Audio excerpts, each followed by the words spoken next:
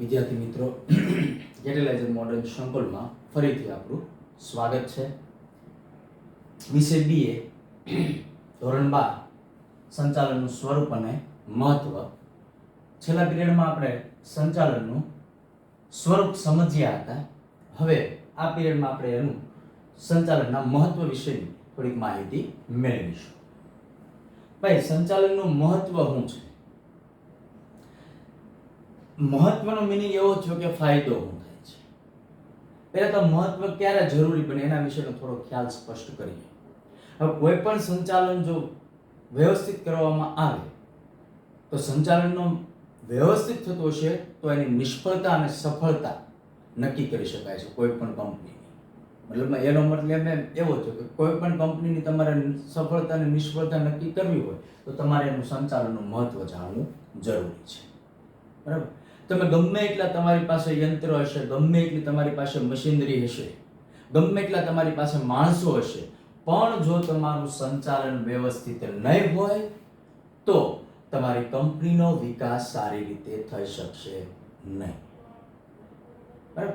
ભલે તમે લેટેસ્ટ ટેકનોલોજીનો ઉપયોગ કરતા હો, પણ તમારી પાસે યોગ્ય સંચાલન જ નથી. સંચાલનની અંદર તમે યોગ્ય આયોજન કર્યું જ નથી, પ્લાનિંગ જ વ્યવસ્થિત નથી કર્યું, તો ગમે એટલા મશીન, ગમે એટલા માણસો તમારા માટે કોઈ કામના છે નહીં.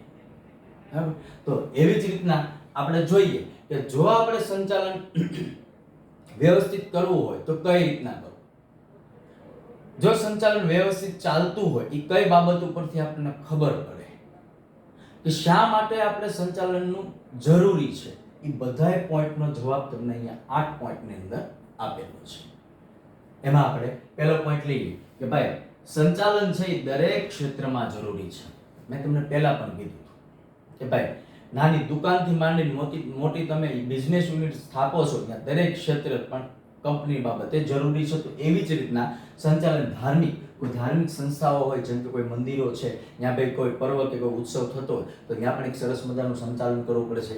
શૈક્ષણિક સંસ્થાઓ જે છે, બરાબર, જેમ કે કોઈ સ્કૂલ હોય, કોઈ ક્લાસીસ ચલાવતું હોય તો ત્યાં પણ એનો જે મેન જે સ્થાપક હોય છે, જો એની પાસે પોતાનું આયોજન વ્યવસ્થિત નહીં હોય, પોતાનું સંચાલન વ્યવસ્થિત, ટાઈમ ટુ ટાઈમ પરીક્ષાઓ નહીં ગોઠવતો હોય, બરાબર, તો છોકરાનું પરિણામ પણ મળવાનું નથી. જો પણ પહેલેથી જ એને ટાઈમ ટુ ટાઈમ પરીક્ષાનું ટાઈમ ટેબલ, વાલી મિટિંગ જો અમુક સમયે અમુક મહિને બોલાવતો હોય તો એ વાલી મિટિંગ અને વિદ્યાર્થીઓ વચ્ચેનો સંપર્ક જળવાય રહે અને આના કારણે વાલી પર સારી ઇમેજ પૂરી થાય, સારી ઇમેજ મળે તો એનું સંચાલન પણ કેવું થતું હોય છે? સારું થતું. જેમ કે રમતગમત. હવે તમને ખબર છે ભાઈ, રમતગમતમાં કોઈ પણ ફૂટબોલની ટીમ હોય કે ક્રિકેટની ટીમ હોય, એમાં એક લીડર હોય છે જેને આપણે કેપ્ટન તરીકે ઓળખીએ છીએ. બધાને એમાં કેપ્ટનનું માન રાખવાનું હોય છે. પણ જો કેપ્ટન જ તમે હાવ વીક થઈ ગયો, બાંગ્લાદેશના કેપ્ટન આપણે મહેન્દ્રસિંહ ધોની સાથે ન આવી શકે, કારણ કે એનું સંચાલન એટલું બધું છે નહીં. મહેન્દ્રસિંહ ધોનીનું સંચાલન કેવું છે? સારું છે. એટલે એ જો સંચાલન સારું છે તો જ ટીમ વિજેતા થઈ શકે, તો જ સફળ થઈ શકે, નહીતર થાય નહીં. બીજું રાજકીય, ભાજપ કોંગ્રેસની જે રાજકીય સત્તાઓ છે, બરાબર, એમ તો ઘણી બધી રાજકીય સત્તા છે, ખાલી ભાજપ કોંગ્રેસ જ નથી, ઘણી બધી પાર્ટીઓ છે. પણ ભાજપનું અત્યારે સંચાલન બહુ સારી રીતના થતું છે, વારંવાર જીતે છે, પણ સફળ કોણ થાય છે? ભાજપની સત્તા. તો એનો મતલબ એમ નથી કે ભાઈ ધાર્મિક ક્ષેત્ર પણ જરૂરી, શૈક્ષણિક, રમતગમત, રાજકીય, એટલે એનો મતલબ ડગલે ને પગલે શું છે? આપણે સંચાલનની જરૂર પડે છે. હવે છે સાધનનો ઇષ્ટતમ ઉપયોગ. ભાઈ, તમે કંપની બાબતે સમજવું હોય તો ભાઈ સાધનો કયા હોય કંપની બાબતે? ખાલી મશીન જ હોય એવું જરૂરી નથી. કંપની બાબતે કયા સાધનો હોય? ભાઈ, જમીન હોય છે, મૂડી એટલે રૂપિયા, કાચો માલ, કર્મચારી અને યંત્ર. આ એના સાધન કહેવાય. કોના? કંપની. જો જમીન નહીં હોય તો કંપની સ્થાપના ન થઈ શકે. મૂડી નહીં હોય તો તમે જમીન ન ખરીદી શકો અને કંપનીનું યુનિટ શરૂ ન કરી શકો. તમારી પાસે આ બંને છે, જમીન ને મૂડી બંને છે, તો તમારી પાસે કાચો માલ હોવો જરૂરી છે, તો જ કંપનીમાં આગળ પ્રોડક્શન થઈ શકે. આ કાચો માલ તમારી પાસે આવી ગયો તો તમારી પાસે કર્મચારી હોવા જરૂરી હોય છે, બરાબર. કર્મચારી પણ તમારી પાસે છે તો તમારી પાસે યંત્ર હોવું જરૂરી છે. મતલબ આ બધા એકબીજા સાથે શું છે? સંકળાયેલા છે. ધારો કે તમે કર્મચારીને તમારો મેન આધાર તો કાચો માલ છે, બધું છે, તો તમારો મેન આધાર, ઉત્પાદનનો આધાર તો કેના પર છે? કર્મચારી. જો કર્મચારીને તમે પહેલેથી જ આયોજન વ્યવસ્થિત કરીને આપ્યું છે, આ વસ્તુને પહેલા આપણે આ મશીનમાં નાખવાની, આ મશીનમાં નાખવાની, એવી રીતના સ્ટેપ બાય સ્ટેપ તમે કામ આપી દીધું હશે તો એ યોગ્ય સંચાલન થાય અને તમારું જે ધાર્યું જે લક્ષ્ય છે એ તમે શું કરી શકશો? હાંસલ કરી શકશો. પણ કર્મચારીને તમે કોઈ પણ પ્રકારનું પ્લાનિંગ જ નથી આપતા, કોઈ પણ પ્રકારનું સંચાલન કઈ રીતના કરવું કહેતા જ નથી, તો પછી તમારું ઉત્પાદનમાં પણ આવી જશે ઘટાડો. મતલબમાં સંચાલનની મદદથી આપણે સફળતા કે નિષ્ફળતા મેળવી શકીએ છીએ. ધ્યેય સિદ્ધિ. તો આ ધ્યેય સિદ્ધિ તો ક્યારે થઈ શકે કે તમે ઓછા સમયે અને ઓછા ખર્ચે વધુ પ્રોડક્શન તમે કરી શકો, ઉત્પાદન કરી શકો, ત્યારે તમારું જે લક્ષ્ય હાંસલ કર્યું કે 1000 કે 500 વસ્તુનું ઉત્પાદન કરવાનું, એવું થઈ શકે, સિદ્ધ થઈ શકે.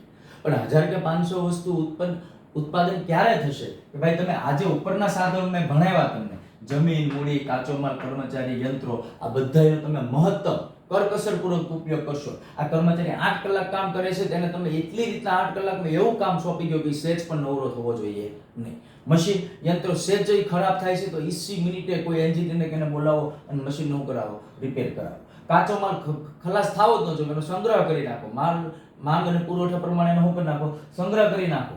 તો મતલબમાં આ બધાનો મહત્તમ ઉપયોગ કરશો. કાચા માલમાંથી વેસ્ટેજ જતું હોય તો એનો ફરીથી શું કરો, ઉપયોગ કરો, જેને આપણે રીયુઝ બોલતા હતા ધોરણ 10 ની અંદર. કાચા માલનો ફરીથી ઉપયોગ કરો, એટલે કે સાથેનો ઇષ્ટતમ ઉપયોગ કર્યા છે તો તમે જે ધ્યેય સિદ્ધિ નક્કી કર્યો છે એ તમે ટાઈમ ટુ ટાઈમ તમારું કામ પૂરું થશે અને તમે જેટલી વસ્તુનું ઉત્પાદન નક્કી કર્યું છે એ પણ થઈ જાય, ઉત્પાદન થઈ જશે. હવે છે ધંધાની સફળતા માટે સંચાલન છે. ધંધાની સફળતા, જો તમે કાર્યક્ષમ સંચાલન હશે તમારું તો તમે નફો વધુ થશે, નહીં તો કેવો થશે, ઓછો. આનો મિનિંગ ભાઈ, તમે જો યોગ્ય રીતે પ્લાનિંગ કરો છો કોઈ પણ કામની શરૂઆત કરતા પહેલા, અને એ પ્લાનિંગમાં તમારે કોઈ પણ ભૂલ નથી આવતી, પ્લાનિંગ એટલે આયોજન, એમાં કોઈ પણ ભૂલ નથી આવતી તમારે, તો તમારું કામ સતત ચાલતું રહે. આપણે આગળ પણ ભણ્યા કે સંચાલન એટલે સતત ચાલતી પ્રક્રિયા છે, એ બંધ થતું નથી. હવે સતત જો એ કામ ચાલુ રહે તો એ કામ તમારું શું થાય, નફો વધારશે. પણ જો તમે શરૂઆતથી જ પ્લાનિંગમાં કોઈ જગ્યાએ તમારી ભૂલ રહી ગઈ, આયોજનમાં કોઈ જગ્યાએ તમારી ભૂલ રહી ગઈ, તો તમારો નફો કેવો થઈ જાય, ઘટી જશે. બીજું, રોજગારીની તકમાં વધારો. આ એક પણ એક પોઈન્ટ. રોજગારી જેવો અર્થ છે એવું જ ભાઈ, રોજગારી એટલે ખબર જ છે ભાઈ કે ભાઈ કામ મળવું જરૂરી છે, એના બદલામાં શું મળવા જરૂરી છે, પૈસા મળવા જરૂરી, એને આપણે રોજગારી કહીએ. તો ભાઈ સંચાલન એવો તો કયો પોઈન્ટ દર્શાવે છે કે જે રોજગારીની તકમાં વધારો કરી શકે છે? તો એનો મતલબ એમ થાય કે ભાઈ જો કોઈ પણ કંપની શરૂ હશે, જો વ્યવસ્થિત એનું સંચાલન હશે, કંપનીનું કાર્યક્ષમ એનું આયોજન હશે, તો એ કંપની સતત શું રહેવાની, ચાલુ રહે. અને ચાલુ કંપની સતત રહે તો એનો વિકાસ શું થતો જાય, વધતો જાય છે, બરાબર.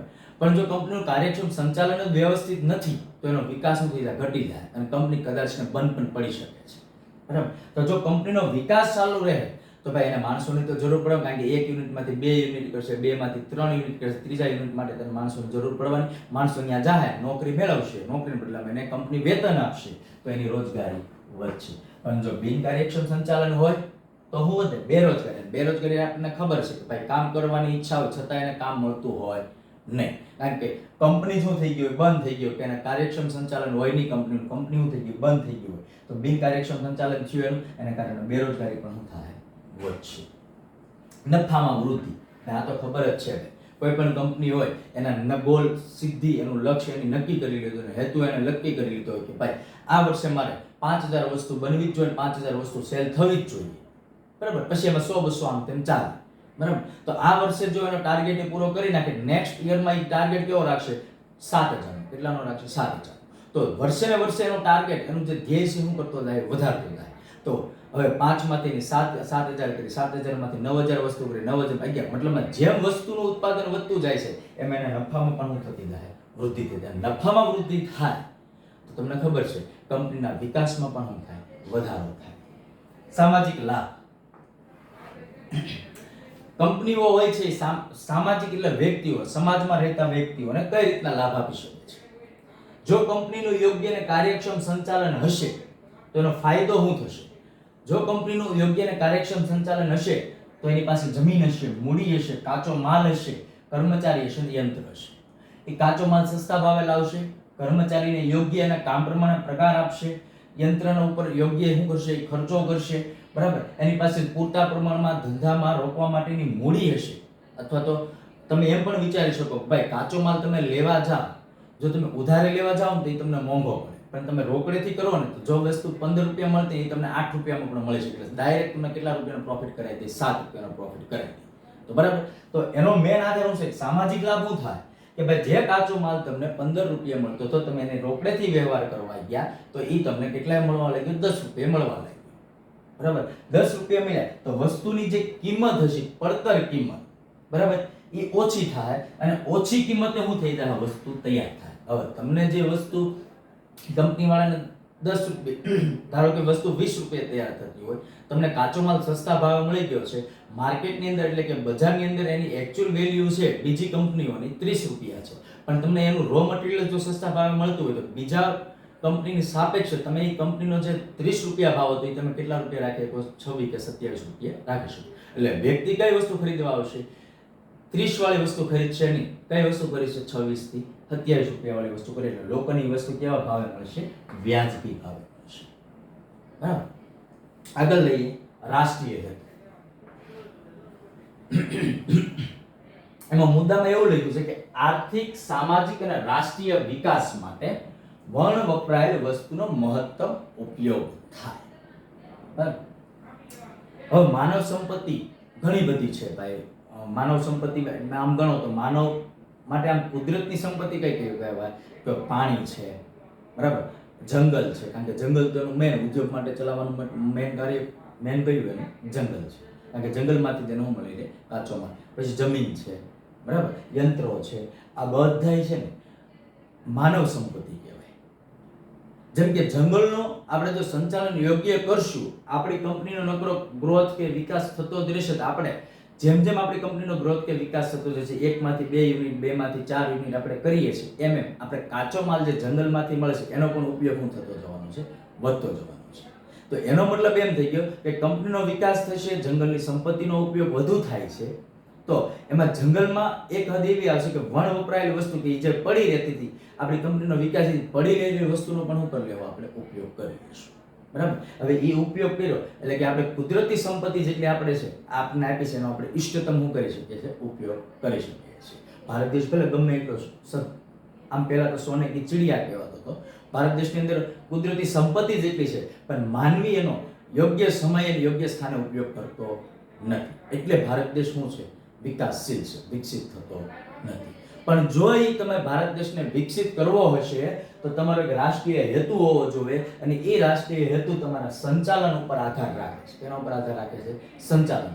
જો તમારું સંચાલન યોગ્ય હશે તો દર વર્ષે તો તમારી કંપનીનો વિકાસ થતો રહે. એટલે તમે દર વર્ષે જે કુદરતી સંપત્તિ પડી રહેતી હતી એનો પણ તમે સાથે સાથે શું કરવા લાગશો? ઉપયોગ કરવા લાગશો. એટલે વણ વપરાયેલી વસ્તુનો શું થાય?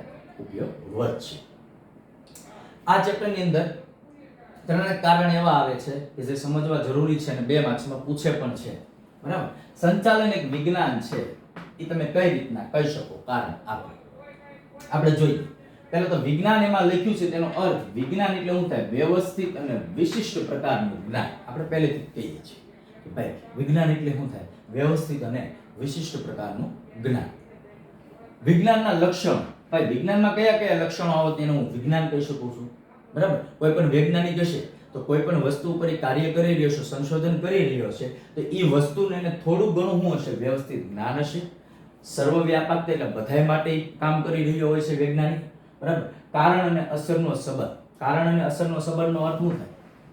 કે ભાઈ વિજ્ઞાનની અંદર કોઈ પ્રયોગ થાય છે, બરાબર, જેમ કે કોઈ પ્રયોગશાળામાં હાઇડ્રોજન વાયુ ઉત્પન્ન કરવાનો આપણે પ્રયોગ કરતા હોઈએ, બરાબર, તો જો હાઇડ્રોજન વાયુ ઉત્પન્ન થઈ જશે તો આપણે કહી દેવું કે ભાઈ આ વસ્તુને આ પદાર્થનો ઉપયોગ કર્યો એટલે આપણે એનું કારણ આપશું કે આ વસ્તુને આ પદાર્થનો ઉપયોગ કર્યો એટલે હાઇડ્રોજન વાયુ ઉત્પન્ન થયો. એટલે કારણ શું આપ્યું એને? કે આ પદાર્થનું આપ્યું. આ પદાર્થને બે ભેગા કર્યા હાઇડ્રોજન વાયુ શું થયું? ઉત્પન્ન. એની અસર થઈ ગઈ. શું થઈ ગઈ? અસર થઈ ગઈ. બરાબર. એ જ રીતના પ્રયોગોનું પાછળ લખ્યું છે નિયમની ચકાસણી. એટલે કે વિજ્ઞાનમાં તમે કોઈ પ્રયોગ કરતા હો તો દરેક અલગ અલગ અગાઉના વૈજ્ઞાનિકોએ જે નિયમ આપ્યા હોય એની શું કરવી પડે છે? ચકાસણી કરવી પડે છે.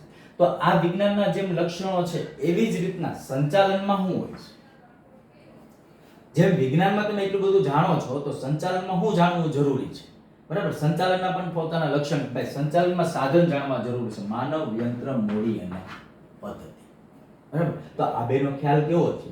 ભાઈ વિજ્ઞાનમાં જો આપણે એટલી બધી વાત વ્યવસ્થિત જ્ઞાન, કારણ અને અસરનો સંબંધ આપણે ચકાસી શકતા હોઈએ તો આપણું વિજ્ઞાન કેવું થાય છે, વિજ્ઞાનના પ્રયોગ કેવા થાય છે, સફળ થાય છે. તો મારે સંચાલન સફળ કરવું હોય તો મારે શું કરવું પડશે?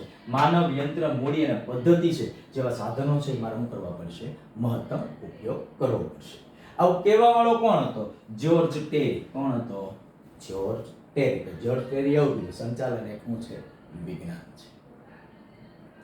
આવી જ રીતના બીજું એક કારણ પૂછે છે કે ભાઈ સંચાલન એક કળા છે. કારણ આપો. 2 માર્ક્સની અંદર પૂછે. તો ભાઈ પહેલા તો કળા શબ્દ જાણીએ. કળા એટલે શું? કાર્ય કરવામાં વ્યક્તિનું નૈપુણ્ય અને કૌશલ્ય. તમારું અત્યારે વાંચવામાં હું એમ કહું છું ભાઈ હોશિયાર વિદ્યાર્થી હોય છે એનું પાઠ્યપુસ્તકની અંદર સમજણનો ભાગ વધુ હોય છે. બરાબર. એટલે કે એને કોઈ પણ સબ્જેક્ટ સમજવામાં ઈ જો ધ્યાનથી કામ કરે તો એને ઈઝીલી સમજાઈ જાય છે, ફટાફટ સમજાય. એનું નૈપુણ્ય શું છે કે એને ભણવા માટેની શું છે? કાળજી છે. એને કૌશલ્ય છે એ સવાલને યાદ રાખવાની. તો એની એક કળા બની જાય છે. શું બની જાય છે? ભાઈ કોઈ પણ પાઠ શોર્ટમાં યાદ રાખી લે છે. એનું નૈપુણ્ય હતું, એની ધગશ હતી, એની કાળજી રાખવી હતી કે ભાઈ મારે આ સવાલ કેમ યાદ રાખવો, કઈ રીતના યાદ રાખવો. આ એની કળા છે. એમ ધંધામાં પણ એમ જ હોય કે કળા. કાર્ય કરવામાં વ્યક્તિ કોઈ પણ કાર્ય હશે, મનુષ્ય પહેલી વખત કરે ત્યારે એને અઘરું થાય છે, પણ જેમ જેમ કાર્યને પૂર્ણ કરતો જાય છે, શીખતો જાય છે, એમ એક સમય એવો આવશે કે એ જે કામ કરતો હતો, જે શીખતો હતો, એને પોતાની આદત બનાવી દેશે. આદત બનાવી દેશે એટલે એને એ કામ બાબતનું વધારે એને નોલેજ આવશે. બરાબર. કારણ કે એનું નૈપુણ્ય એમાં કેવું હતું? વધારે હતું. બરાબર. કોઈ પણ કામ કરતા પહેલા વ્યક્તિને એની પાસે શું હોવું જોઈએ? સૈદ્ધાંતિક જ્ઞાન હોવું જોઈએ. કોઈ પણ કાર્ય કરતા પહેલા શું જોઈએ? સૈદ્ધાંતિક જ્ઞાન હોવું જોઈએ વ્યક્તિ પાસે. બરાબર. પુસ્તકીય જ્ઞાન જરૂરી નથી, પણ ટેકનોલોજીનું જ્ઞાન હોવું જરૂરી છે. હવે આ તો હું તમને ભાઈ પહેલેથી જ્યારે પાઠની શરૂઆત કરી ત્યારે મેં એક વાત કીધી હતી કે ભાઈ તમારે જો સારી રીતના બિઝનેસ કરતા શીખવું હોય તો ઇકો અને બીએ જેવા સબ્જેક્ટ વ્યવસ્થિત જ્ઞાન હોવું જોઈએ કે બિઝનેસની શરૂઆત ક્યાંથી કરવી. બરાબર. એકાઉન્ટ તો પછી ઓટોમેટિક બધું ગોઠવાઈ જાય. તમારી પાસે પૈસો આવે ને તો બધા કામ ખુલવા લાગે. બરાબર. તો આમાં એક મહત્વનો પોઈન્ટ, હું તો આ પોઈન્ટ ઉપર વધારે ભાર આપું છું કે પુસ્તકીય જ્ઞાન જરૂર. તમારે જો તમારી કળા દર્શાવી હશે તો તમે પુસ્તકીય જ્ઞાન ગમે એટલું ભેગું કરશો નહીં મેળ પડે.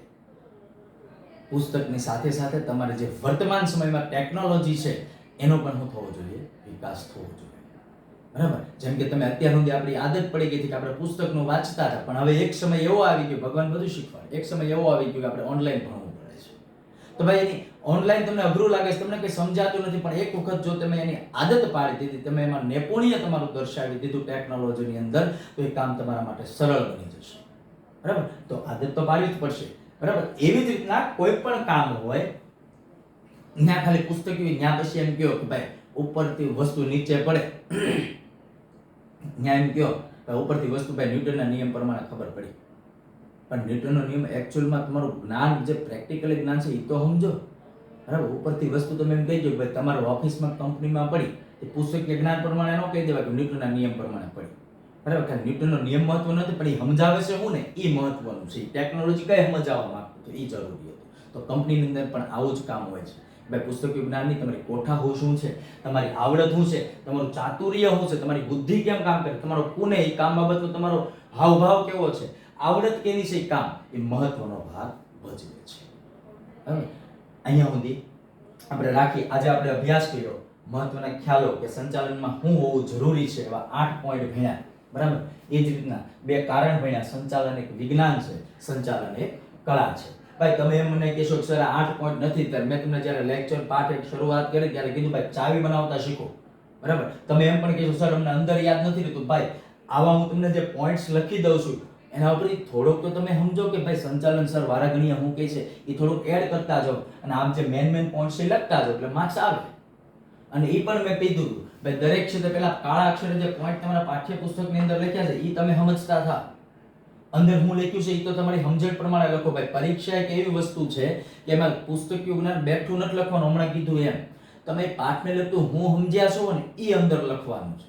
તો એનાથી વધારે માર્ક્સ આવશે, એનાથી વધારે યાદ રહેશે. આ તો તમે હું બેઠી લીટી ગોખવા રહે ભાઈ કાર્યક્રમમાં વ્યક્તિનું નૈપુણ્ય ને કૌશલ્ય, કાર્યક્રમમાં વ્યક્તિનું ભાઈ એમ નથી સમજવાનું. શોર્ટકટ સમજો ને કે ભાઈ કામ પ્રત્યેની એની કાળજી હોવી જોઈએ, એના કૌશલ્ય પ્રમાણે, એના આવડતોની પ્રમાણે એની શું હોવી જોઈએ? કાળજી. લખો ને પણ શબ્દ કોના વાપરો? બીએ નો. બરાબર. તો અહીંયા સ્ક્રીનશોટ લેવો હોય તો લઈ શકો છો. અસ્તુ.